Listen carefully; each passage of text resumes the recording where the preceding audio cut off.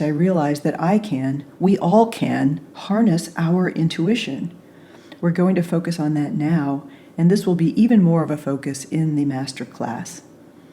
I want you to have the confidence and realize that you have innate intuitive ability, all the equipment you need, and you only need to find the on button.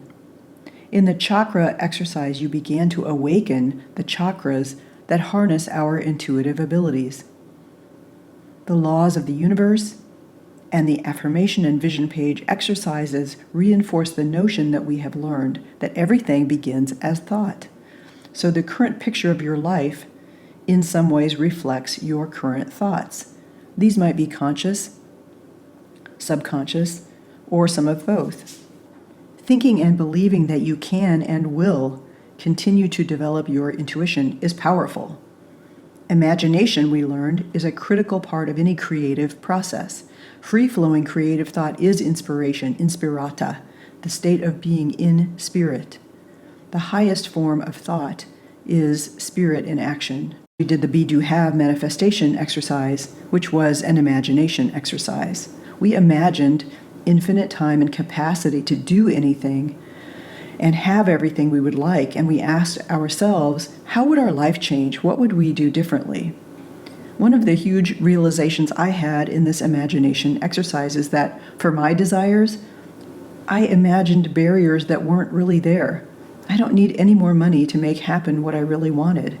I could make choices about my time. And though I am aging, I have enough energy and physical strength to get done anything on my desires list. We learned that in the ancient spiritual text, the Vedas, imagination is viewed as both the transcendent power through which the universe was created and the power that joins the human spirit with the ultimate reality. To live your ultimate reality, you train your imagination and let it soar. We are going to continue to work to train our imagination in order to further develop the intuition. But first, I want to cover a couple of areas that I wish I would have learned before I tried to connect with my intuition. First is understanding why we should try to become more intuitive, and second is understanding what obstacles can arise when we decide to develop our innate abilities. I will acknowledge and thank Max Heistein for inspiring this next section of class. He is a teacher in Santa Fe, and I have taken some of his classes. Why should we try to become more intuitive? To work more effectively with less effort. When intuition is engaged, small daily choices are better informed. Like asking your higher guidance what's next in your art journal, you'll be able to accomplish more by better knowing when to do what and knowing how to proceed.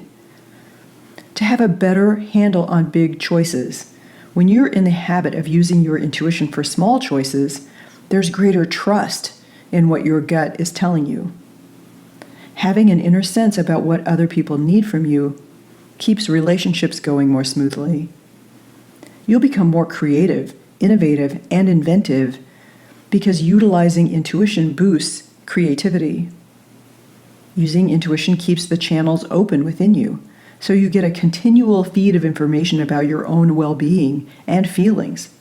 When you know yourself more fully, you blossom and grow as an individual. Your intuition is your conscious connection to spirit.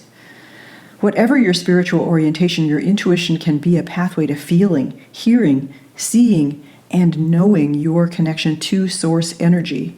Your spiritual practices can become even more fulfilling.